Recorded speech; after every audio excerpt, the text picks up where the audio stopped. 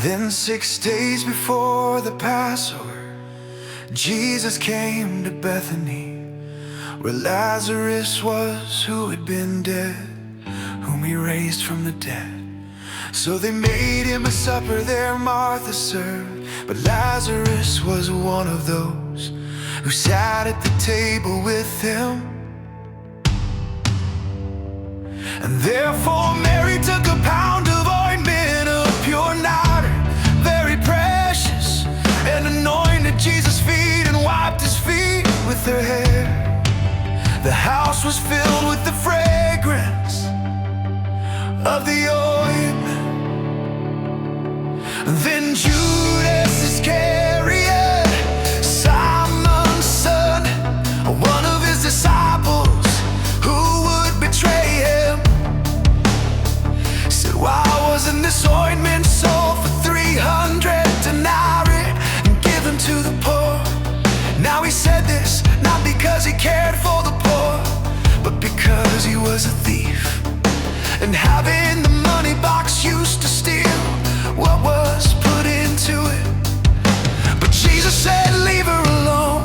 She has kept this for the day of my burial. For you always have the poor with you, but you don't always have me."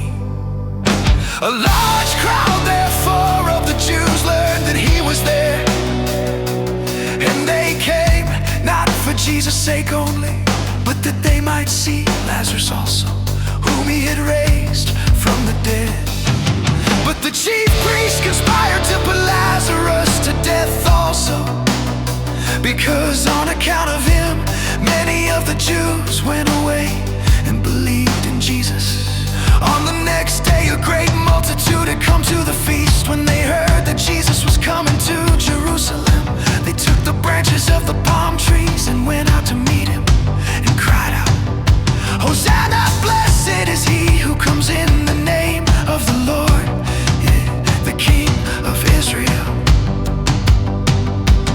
Jesus, having found a young donkey, sat on it as it is written, "Don't be afraid, daughter of Zion, behold, your king comes sitting on a donkey's colt." His disciples didn't understand these things at first, but when Jesus was glorified, then they remembered that these things were written about him, and that they had done these things to him.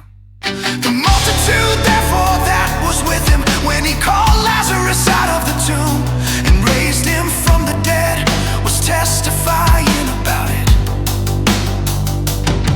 For this cause also the multitude went and met him, because they heard that he had done this sign. The Pharisees therefore said among themselves, "See how you accomplish nothing. Behold, the world has gone after him."